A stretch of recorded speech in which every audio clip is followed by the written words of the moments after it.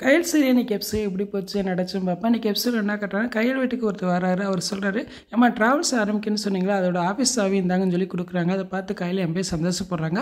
உடனே தனத்தை கூப்பிட்றாங்க, அண்ணி இந்த சாவியை நீங்கள் அப்பா போட்ட முன்னாடி வச்சு கொடுங்க அப்படிங்கிறாங்க. அப்போ தனம் சொல்கிறாங்க, வீட்டில் யாருமே இல்லையா, அவங்ககிட்ட கொடு அப்படின்னு சொல்லிட்டு முகத்தை தூக்கிட்டு போயிடுறாங்க. இதை மூர்த்தி பார்த்துக்கிட்டே இருக்கா. உடனே மூர்த்தி வந்து தனத்தை ஓங்கி அறையிறா.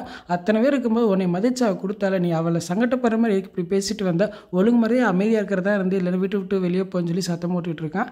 இதை கையல் கேட்டாங்க. உடனே கையல் வந்து தனத்திட்ட கேட்குறாங்க, அண்ணி உங்களுக்கு என்னதான் பிரச்சனை, எதுனாலும் சொல்லுங்கள் பேசிக்கலாம் அப்படின்னு சொல்கிறாங்க. அப்போ தனம் சொல்கிறாங்க, இந்த வீட்டில் என் வீட்டுக்காருக்குன்னு ஒரு அங்கீகாரம் வேணும். ஒரு ஹோட்டல் வந்திருக்கு, லீஸில் நடத்தணும்னா 10 லட்சம் பணம் தேவைப்படுது. அந்த 10 லட்சம் கொடுத்தீங்கன்னா நாங்கள் ஹோட்டல் எடுத்து நடத்துவோம். இதனால் அவரும் மேலே வருவார், நம்ம குடும்பம் முன்னேறிடும். எழில் தம்பி நல்லாவே படிச்சிருக்காரு, அவருக்கு ட்ராவல்ஸை பற்றி அவ்வளோக்கா தெரியாது. அதில் போய் பணத்தை முடிக்க அதெல்லாம் லாஸ் ஆச்சுன்னா நம்ம குடும்பத்துக்கு தான் நட்டோம் அப்படின்னு சொல்கிறாங்க. நீயே சொல்லு கையில், இறந்து போன அப்பாவை இன்னும் நீ ஹீரோவை பார்க்குறிய, அதே போல் என் மகள் என் வீட்டுக்கார ஹீரோவை பார்க்கணும்னு ஆசைப்பட மாட்டேன்னா, இனிமேல் கையில் சொன்ன காலம் போய் மூர்த்தின்னு சொல்கிற காலம் வரணும், அதுதான் எனக்கு வேணும் அப்படின்னு சொல்கிறாங்க. அப்போ கையில் சொல்லுங்க, அண்ணி இதான் உங்கள் பிரச்சனை, இதை என்கிட்ட முன்னாடியே சொல்லிக்கலாமே, மூர்த்தி சொல்ல விடலைன்னா என்ன, என்கிட்ட ஃபோன்லையாவது சொல்லிக்கலாம்ல அப்படின்னு சொல்கிறாங்க. ஒரு நிமிஷம் இருங்க அப்படின்னு சொல்லிட்டு 10 லட்சத்தை எடுத்துகிட்டு வராங்க. இந்தாங்க நீ பணம், இதை வச்சு நீங்கள் ஹோட்டல் ஆரம்பிக்க தாராளமாக, இதனால் நம்ம குடும்பம் முன்னேறினா சரி, எழில் ஒன்றும் தப்பாக நினைக்க மாட்டார், எழிலுக்கு என்ன தொழில் அமைச்சு கொடுக்கணுமோ அதை நான் பார்த்துக்கிறேன் அப்படின்னு சொல்கிறாங்க.